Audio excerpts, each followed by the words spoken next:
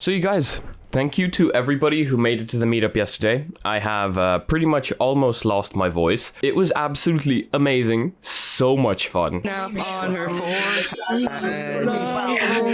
The rule hit the ground running. Didn't make sense not to live full fun. Your head gets dumb. What's going on? We're taking a family photo. We are definitely going to repeat it. 10K was beautiful. I think that was a great 10K special, to be honest. VR just connects people around the world. The different time zones were a little bit of a problem, but again, don't worry, we are going to be repeating it, so thank you so much to everybody who could make it. I have actually been wanting to make this video for quite some time because of how many people asked this question specifically in the comments section, that they want to start off on YouTube, and how do I do it? Well, I've been waiting for 10K, and the simple reason for that is before I get to 10K, I don't think I have much of a say in this. So in today's video, I'm kind of gonna tell everybody how to begin. If you're trying to do YouTube, this is how I did it, and these are kind of my recommendations. This is what I think you could be doing to improve your works if you're not getting the subscribers that you think you should be getting. Now, this doesn't give people the right to go into the comment section and start advertising your channel. Just because I'm making a video about it doesn't give you the right to just start spamming your channel in the comment section, because that has been happening and the YouTube spam filter has actually just been blocking all of those automatically. Just putting that out there.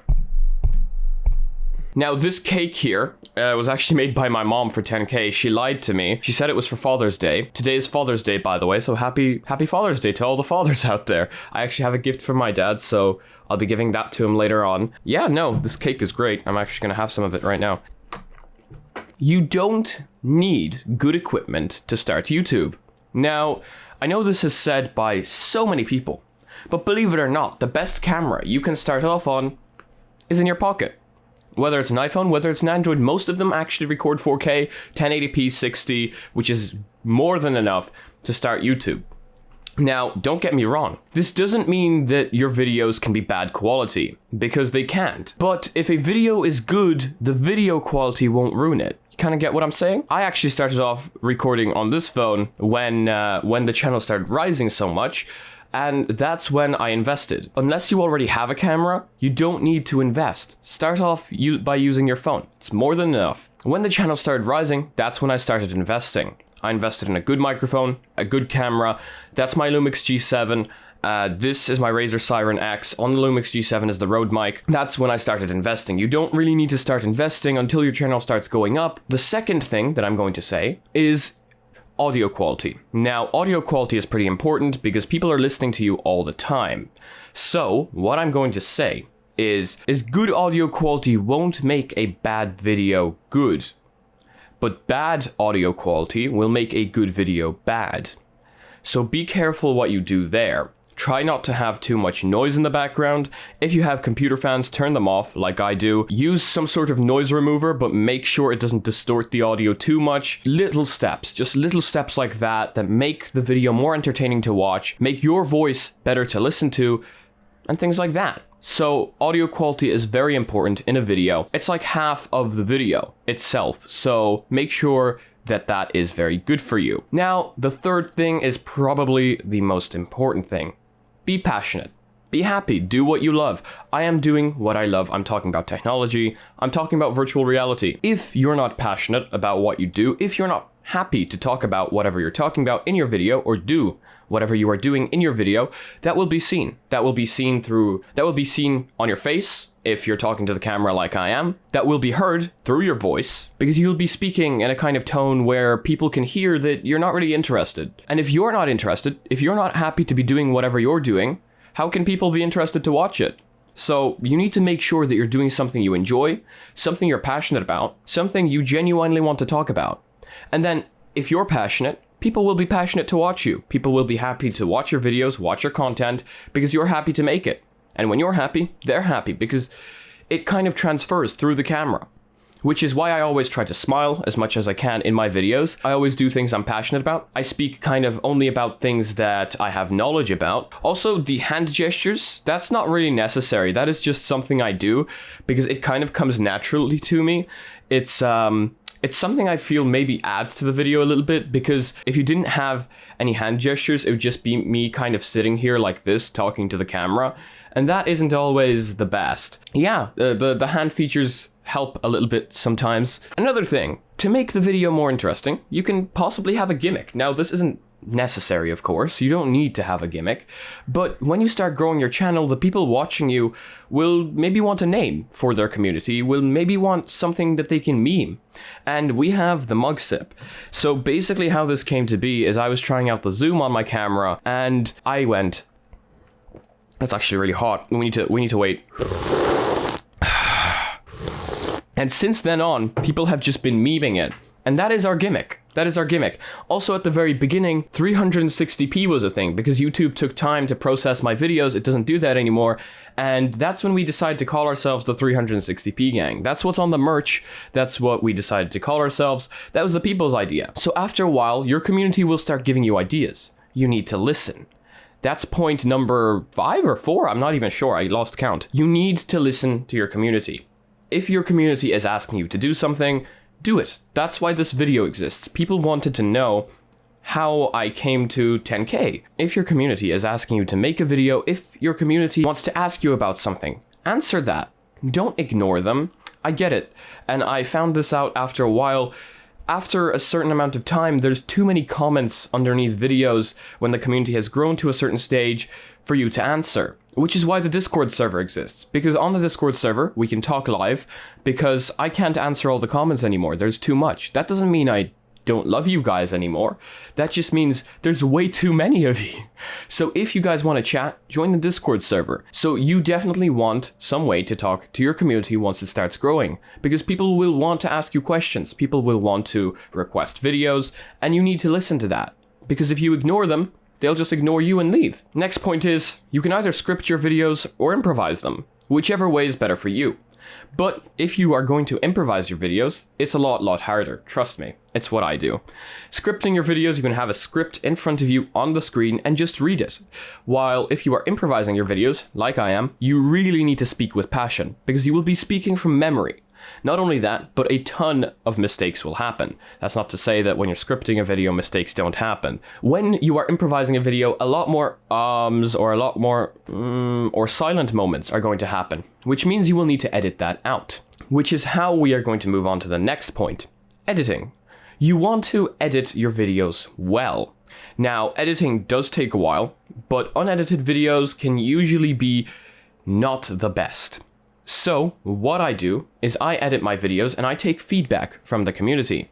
Basically, at the beginning, when I started off, there was a lot of jump cuts because I was cutting out the breaths in between when I spoke. And a lot of people didn't like that. A lot of people were saying, you know what, the cutting is really annoying, it hurts my eyes and stuff like that. So I started toning it down a little bit. And slowly, I've actually started to control my voice a little bit more and the breathing. And I have less and less of that in the video. And sometimes I even leave it in because people said they don't mind it. So take feedback from your community. One time I made a video where I was zooming in a lot. And I actually completely agreed with that. That was way too much. And people were really not happy with that. Again, took feedback from the community, stopped the zooming in. The zooming in only happens from time to time now, only at certain time intervals. Like when I'm doing something and I want to zoom in on it, like the mug sip, etc. So that's very important. When you're editing, make sure to take feedback, because if you do something wrong, people will make sure to tell you. Don't take it as being something bad, take it as constructive criticism. Now that's another thing. You will have hate. There's always hate. Where there's love, there's hate. If there wasn't hate, there wouldn't be love. So, there will be hate in your comment section. There is in mine. Now, that doesn't mean you have to delete every single one of them. That definitely doesn't mean you to reply to them, because replying to them feeds them. So what you do is you ignore them. If it's racist, do make sure to block and remove it, because you don't want negativity in your comment section. So if somebody is racist in my comment section, if somebody is saying something extremely rude in my comment section, I will remove the comment. If it happens again, I will remove it again. If it happens a third time, they get blocked. Now, if it's racist, I do tend to block a little more, because that's just completely unacceptable. No, don't do that. That's like, what kind of a person are you to go into a tech video or a commentary video and just be racist in the comment section? That's just not acceptable. But yes, there will be hate. You need to ignore it. You need to get used to it. You need to focus on the good sides of the community and not the bad sides, because there's a good and a bad side to everything. And if you focus on the bad sides all the time, you won't be very happy. So make sure to get fueled by the good part of the community and continue going on for them and not for the haters. Another pretty damn important thing is don't go advertising. People hate advertising, so if you start going onto other people's YouTube videos and posting your channel, people aren't going to check it out because people are just going to think you are just... I'm trying to think of a family-friendly word here, I can't. Don't do that. Don't do that. People don't like advertising. So if you start spamming other people's Discord servers, other people's channels, people aren't going to go check out your channel just because you're doing that. The only way to properly get viewers into your channel, oh my god, voice crack, is to make quality content. Now, making quality content alone is going to get people to watch your videos if you put the proper tags into your videos, if you title them correctly, if you make a nice description, then the YouTube algorithm will start recommending your video, and that will attract viewership, not advertising on other people's videos, because that's just not an okay move. I think I've actually covered everything in this video. I think I told you all the most important things that you need to be aware of when making YouTube videos. You don't need a very good camera to begin.